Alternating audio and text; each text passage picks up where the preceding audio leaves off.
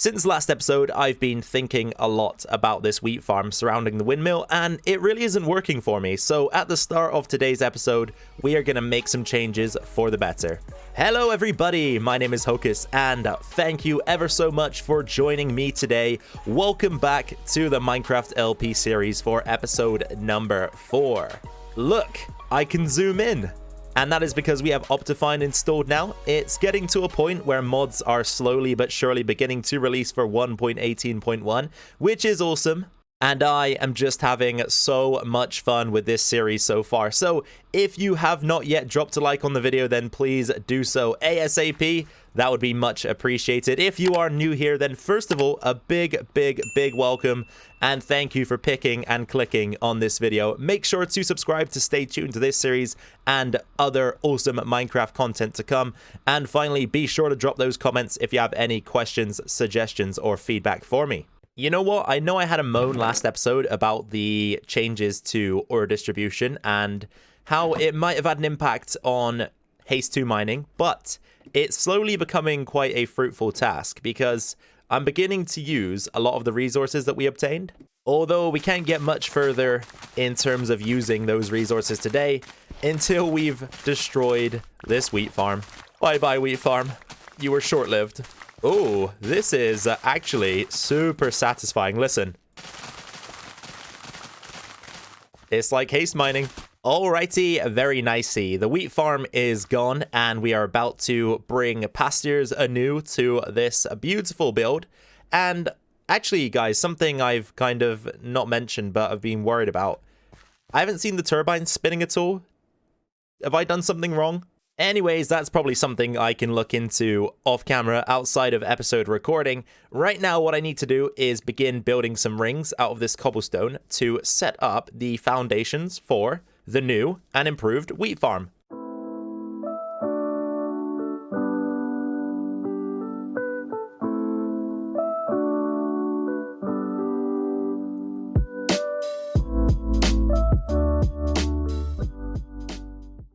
It's raining, it's pouring, the old man is snoring, and Hocus is completely undeterred because, whoa, as far as he's concerned, this is just another regular day in Britain. The circles are now in place, and they will form the basis for our brand new take on a wheat farm. So the way we had it going on was just not going to work. There are too many differences in terrain height. Differences in height of terrain. Terrain height? Yeah, that works. Too many differences, too many ups and downs. And what that means is it gets extremely hard to place the water in the correct places to have all of the crops get hydrated. So instead of doing that, what we're going to do instead is attempt to create some gardens, which I've already planned out, so there is really no attempt. It's just recreate the build that I've already mapped out. We're going to build some gardens around the windmill that will emulate the wheat farm, do the same job, but will just be a little bit easier to work with because we will eventually level the terrain out here. So without further ado, let's jump into some more time-lapsed building. Here we go.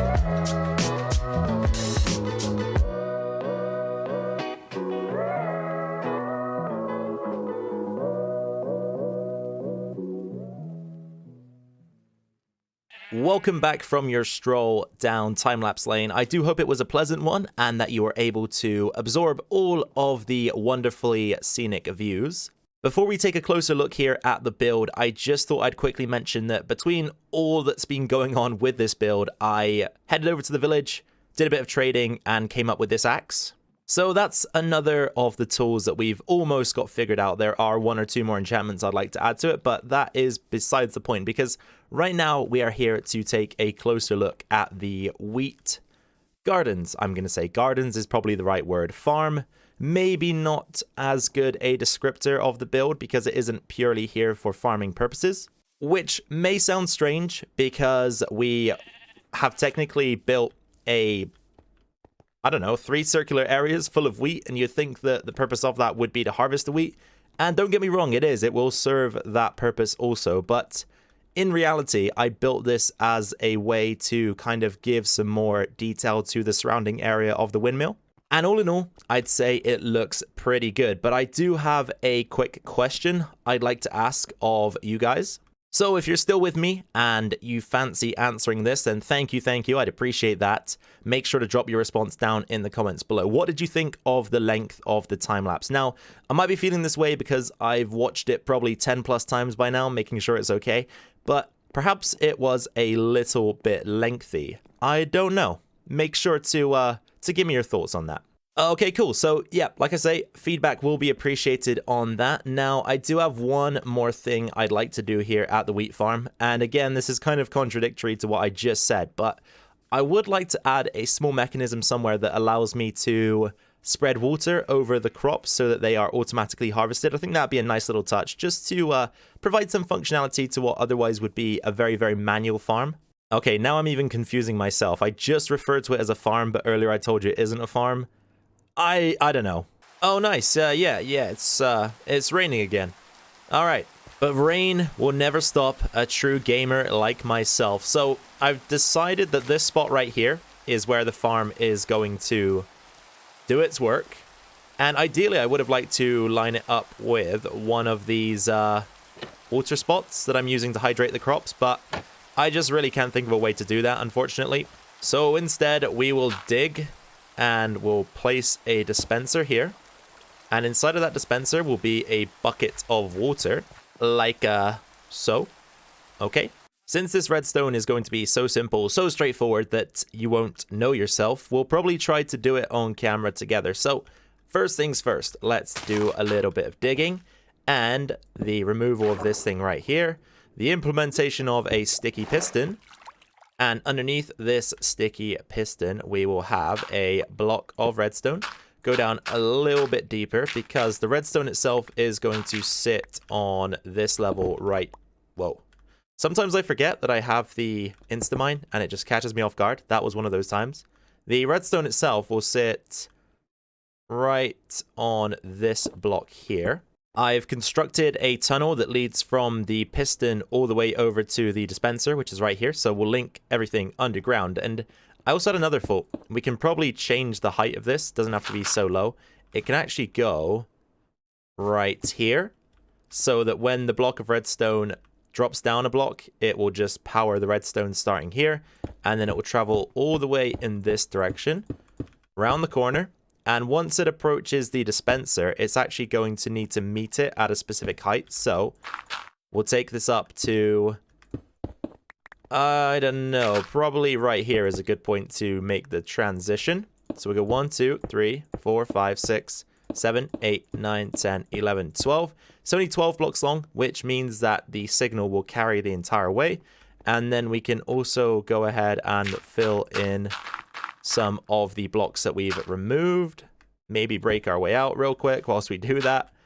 Replace the circuitry. This one can go back.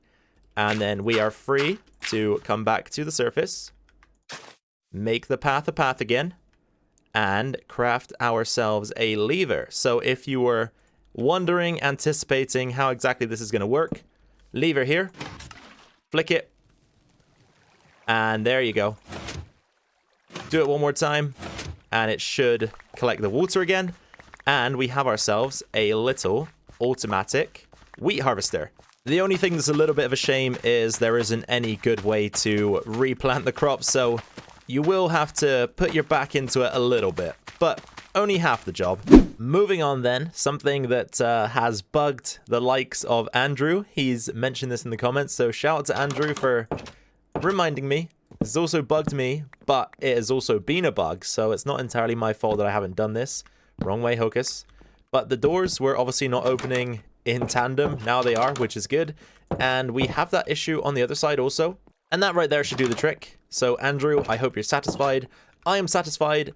And I hope that everybody else that had an issue with that is satisfied. But something, oh, so much more unsatisfying and borderline horrific is this disgusting monstrosity of a basement, which we're currently using for our storage system. And when I say system, there's nothing systematic about this at all. It's a mess. Boxes everywhere, chests everywhere, the most ghetto brewing setup you'll ever lay your eyes on. And quite frankly, that's not who I am in real life or as a Minecraft player, so something has got to change. For that very reason, we are going to spend the latter half of today's episode constructing our very first storage area, and that will hopefully put pay to this monstrosity, mess. It's messing with my head, causing me internal pain. Great internal pain.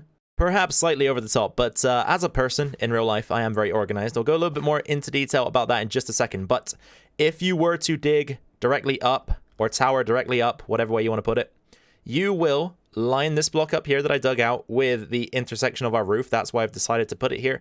And then we are going to go 1, 2, boom, 1, 2, boom. Have a 5-block gap between 2 elevators, one that will take us up and one that will take us down. And I'm gonna need you, yoink, thank you. Okay, so I went ahead and dug out the room, and I figured now would be a good time to go more in depth into the whole organized thing. And I won't take too much of your time because perhaps you're not into this learning of the personal life of Hocus, but I think some people are, so we'll talk about it. But what I was quickly gonna say is, I don't know about you guys, but organization is like key in my life. If I'm in a room that isn't organized, I get a debuff. Can't work. Well, I can work, but in a less efficient fashion. That's what I was trying to say. I kind of just combined all of those into one word. Doesn't work like that, Hocus. You can't cut corners with language, unfortunately. Well, you can, but again, that's a tangent. Organization, like I say, if I'm in a room that's organized, everything's neat and tidy, and the place looks clean, I get a buff. A buff to productivity, buff to efficiency, a buff to my mood, and I just couldn't understand living in a world where things couldn't be in the right drawer, there would be no rubbish on the floor, and there would be no... What rhymes with floor and door? Wait, door? Floor? Oh, I don't know where I was going with that rhyme, but I think you guys get me. I think you guys must get me. Organization equals buff. Unorganization, disorganization, anarchy equals debuff. So let's get into the build. What is in the shulker box for today? We have got a bunch of wood and saplings that I was using to grow said wood. First things first, we're going to use some of that wood to create a chest to store all of the random miscellaneous items that we've harvested so far. But don't worry, we will clean this as the build unfolds. Let's jump on in then and get things moving. So let's figure out the center of the room, which will be 1, 2, this guy right here. And from the center, we're going to dig out 7 blocks. So 1, 2, 3. The middle one, 1, 2, 3 should give us the 7. And then right here on this block, we are going to go up around 5. So that's 2, 3, 4, 5. We've gone 1 too many. Let's pop that back in like so. And then 1, 2, 3, 4, 5. I've miscalculated the size of this room somehow, but it'll still work. So 1, 2, 3, 4, 5. 1, 2, 3, 4, 5. And then we can go ahead and do something similar on this side. Then we'll want to just completely strip out the internal blocks like so. And what I'm going to construct is something that's quite similar to the storage room in my last LP world, which I think worked very well. All right, nice. So with that in place, we can then take some wood across the bottom here. And we're creating almost like a square, a frame around the outside of where the chest will eventually sit. Spruce at the bottom here.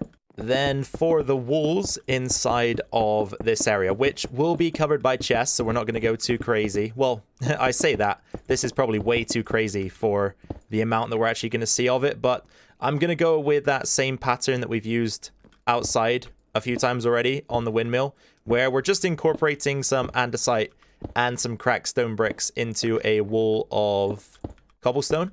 And this is really quite a simple way to add detail to an otherwise quite boring wall. Just choose some blocks of similar color and pop them on in. Works pretty much every time. We're then going to go with some slabs right at the top, just so that we can be sure that the top chest will be accessible. Okay, so we've got like a little wood trim thing going on at the top, and then on the insides here, we're going to go with some stairs. Mixing things up a little bit, we're going to take out a couple blocks and just pop some stairs in. Couple buttons here and there for detail. And that forms the basis of the storage unit. So there's going to just be a bunch of these in the room, and each one will have a specific topic, and then we'll label each chest with item frames. So you'll see what that looks like in just a minute. I'm going to go off camera, do a bunch of building, and we'll be right back.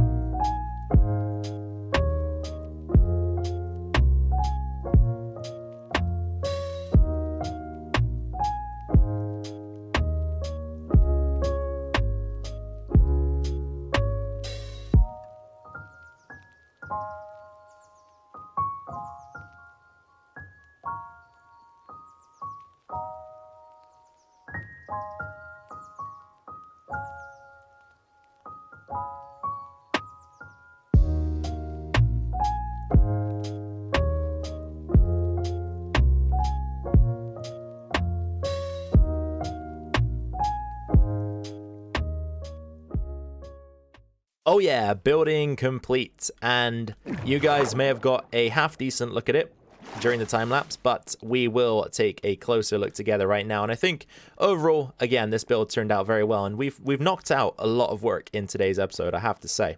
Now, there are one or two things that will potentially stick out to you. First of all, these trapdoors here covering the lighting, they will go as soon as I have access to brown dye and therefore brown carpets. I've still got a bunch of rubbish sitting around, which I'll tidy up in just a moment, but I'm going to explain to you how I kind of label my storage. So once I've labeled it, we'll do some tidying up.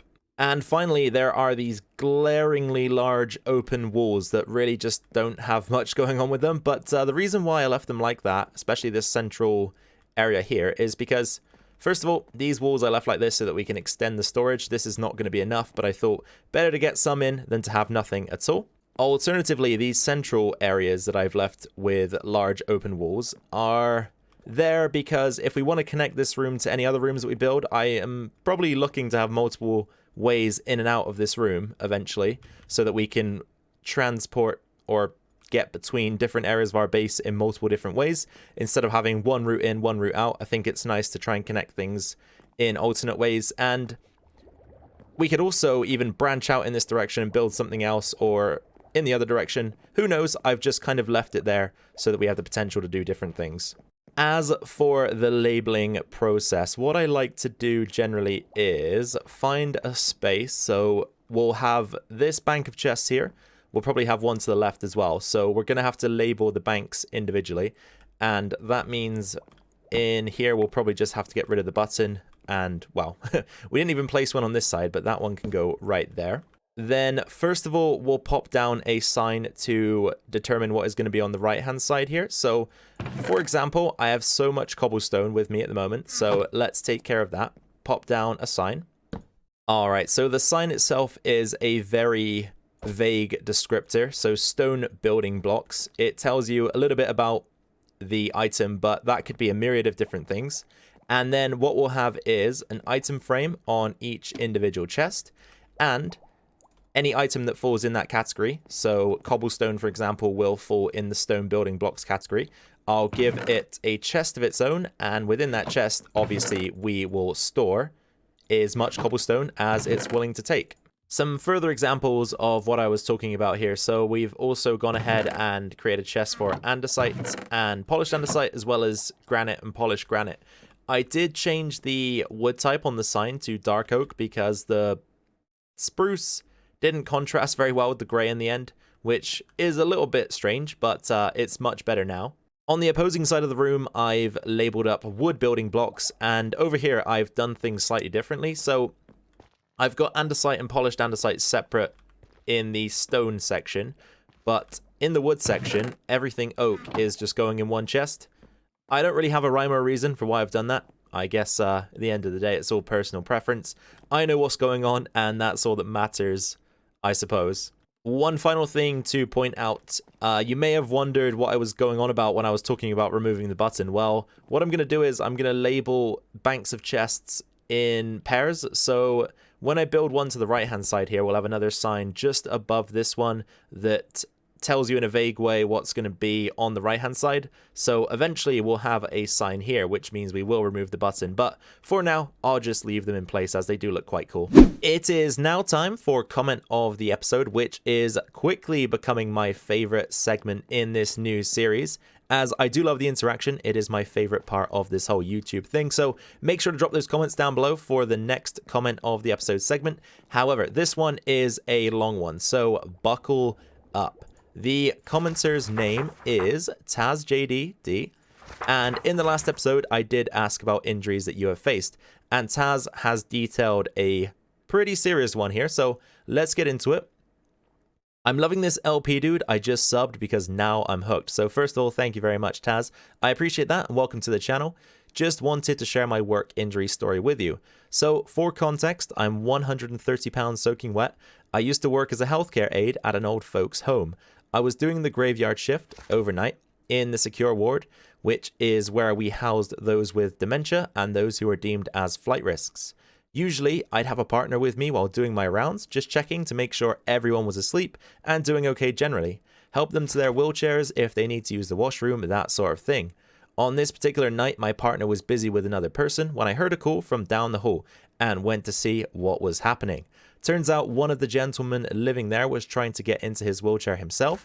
This man was at least 200 pounds and had really bad mobility issues. He usually required at least 2 people to help lift him from bed to chair and back or to another spot, wherever he wanted to go. He was halfway through attempting to move, and I was by myself as my partner had her hands full, but I ran to help anyways.